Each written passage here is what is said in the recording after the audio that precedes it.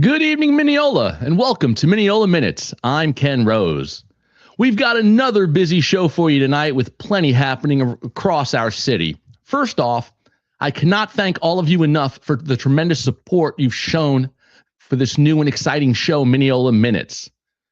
When we finished our very first show, we had just 28 followers. By the time our second show aired, that number had grown to 105 followers. And now, as we get ready for tonight's show, we've already passed 330 followers. This is absolutely incredible, especially for a show that's just getting started. It tells me that people in our community are interested, you want to know what's happening in Minneola, and we want to be part of the conversation, and you want a place where we can talk about things that affect us. So whether you've been here since follower number 28 or you've just found us today, thank you. Thank you for following, sharing the show, commenting, asking questions, and telling your friends and neighbors about Minneola Minutes. We're just getting started, and I'm excited to see where we can take this together. Your city, your voice, your minutes. We'll take you inside the latest news from City Hall, break down what's happening with growth and development, and look at some of the decisions being made today that could have an impact on Minneola tomorrow.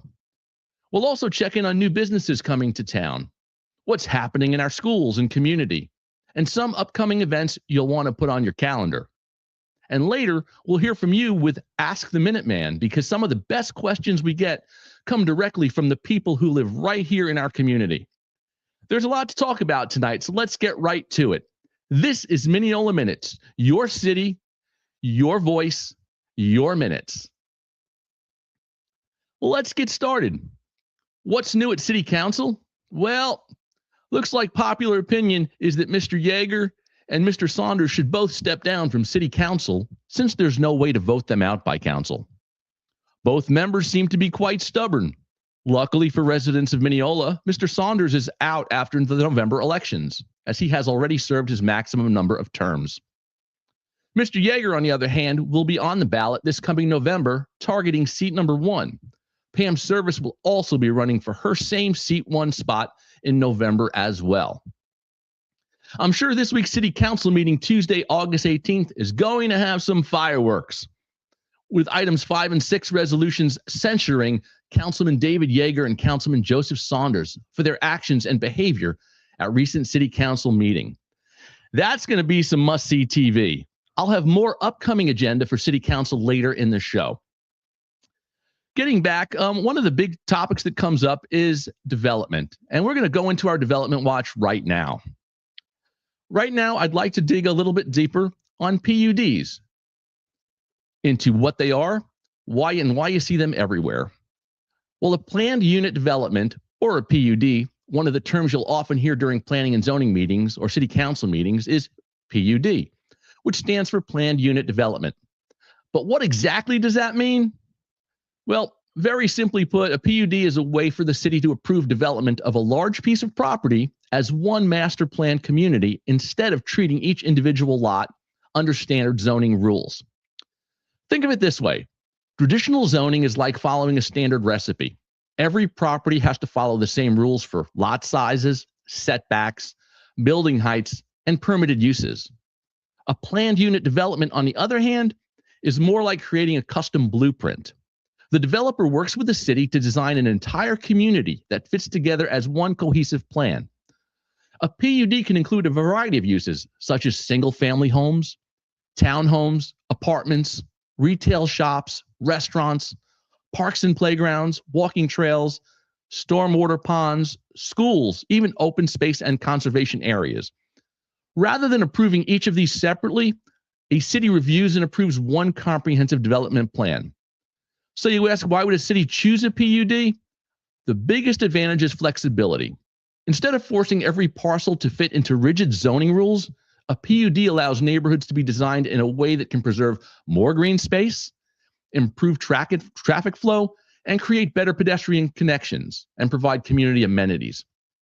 For example, homes may be clustered together on smaller lots so that more land can be preserved for parks, trails, wetlands, or open space. Now, that doesn't mean developers can simply do whatever they want. Every planned unit development must go through a public review process. The proposal is typically reviewed by planning and zoning commissions before being considered by city council.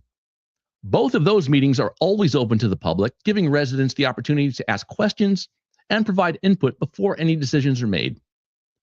Once the PUD is approved, it establishes the rules for that development, including things like the maximum number of homes that can be built, where the commercial buildings may be located, road layouts and future connections, landscaping and buffering requirements, building heights, parks and recreational amenities, and other development standards.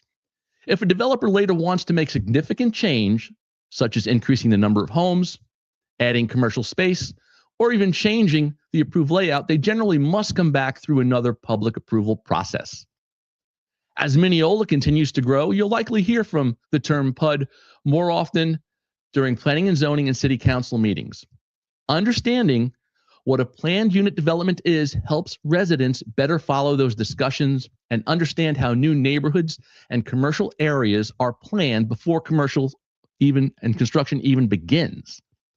Because here on Minneola Minutes, our goal is to help you better understand the decisions that shape our community, your city, your voice, and your minutes. We're going to take a quick break before our next segment and hear a word from one of our sponsors. I'll be right back with you shortly. Market your brand and personalize your message. Brand Squad opens doors to new ideas, helping to grow your business with smarter marketing. Thousands of promotional items, thousands of ideas. Turn prospects into customers with Brand Squad's memorable promotional products. Simple marketing, effective results. We do the thinking. You do the winning. Brand Squad, on point with your promotional products.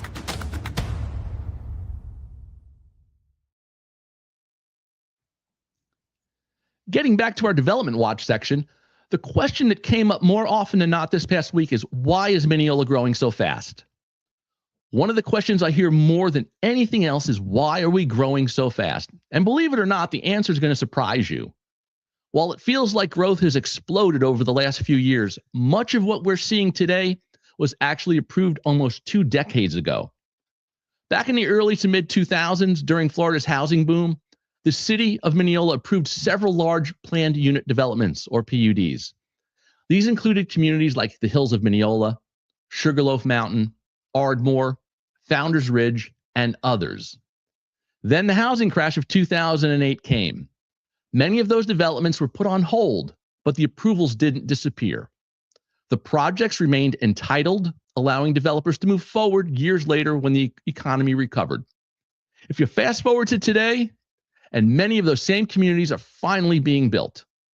Another common question is whether the city has one master plan for all of Minneola. The answer is no, there is no master plan. Instead, Minneola's growth is guided by its comprehensive plan, a future land use map, land development regulations, and individual master development plans for each planned unit development. In fact, the Community Redevelopment Plan adopted in 2013 incorporated these already approved developments into a broader vision for roads, commercial centers, parks, infrastructure. It didn't create these developments themselves. So while new homes you may seem to be appearing overnight, many of them are being built under approvals that date back 15 to 20 years. That doesn't mean nothing has changed. Over the years, many of these projects have come back before planning and zoning and city council for amendments to reflect changing market conditions, infrastructure needs, and community priorities. Understanding that history helps explain why growth often seems sudden, even though many of the decisions were made years ago. As always, we'll continue to follow these projects and keep you informed about what they mean to the future of Minneola. On another note, I had reached out to a number of our listeners or viewers and asked them to send us some great photos submitted. And here's a couple of photos that have been submitted this week by some of our residents. First one is by Michelle B, showing the beautiful Lake Minneola. Just a fantastic view. Here's another view from Leslie C, showing that great sunset. And finally, a couple of crazy ladies enjoying our beautiful Walt Disney World parks. Here at Minneola Minutes, we spend a lot of time talking about what happens at City Hall. But a community isn't built only by elected officials. It's built by neighbors helping neighbors. And that's why each week we look to spotlight Yeah, a community project, a school project, youth teams, charities, things that make a difference right here in Minneola. This week's community spotlight shines on the one and only Lake Minneola Hawks. Their baseball team depends heavily on volunteers and community support. While parents do an incredible job helping, the reality is that those volunteers move on once their children graduate.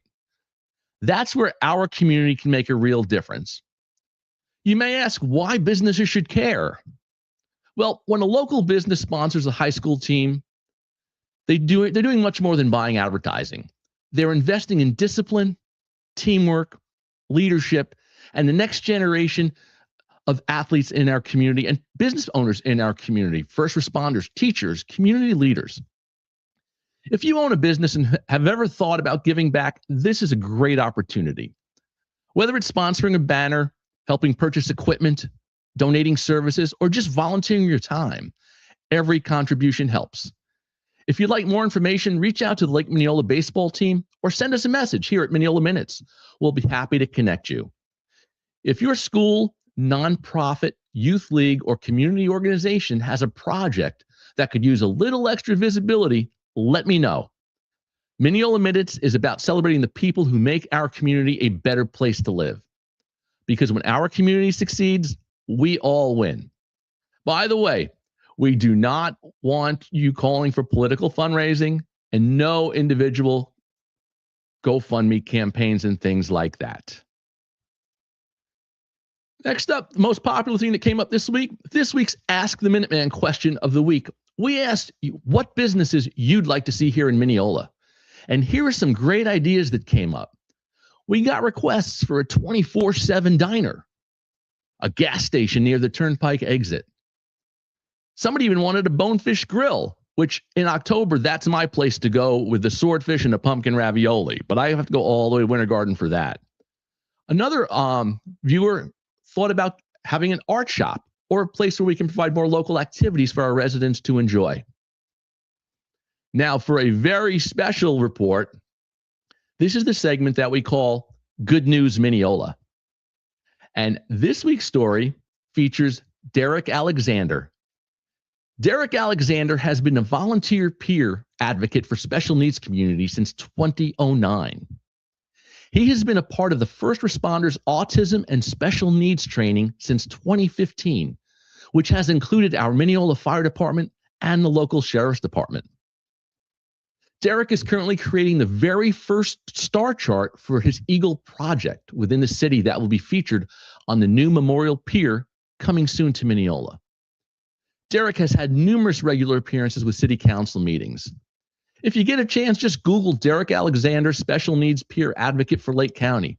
He pops up all over the place. You can find his stories on the TV stations, you name it, that's where they are. Check out the We Speak parent group at Lake County. That's been a constant for the past 17 years in Minneola.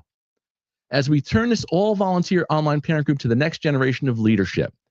So congratulations, Derek. Thank you for everything that you do for our community, and you represent our community like a pro. Next up, we're going to talk a little bit about what's going on around town here.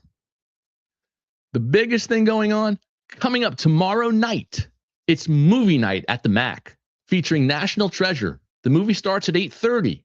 Grab your family some blankets and a snack or two. There's even going to be a food truck. I understand a pretzel food truck. So come on out tomorrow night to that. Also, mark your calendars.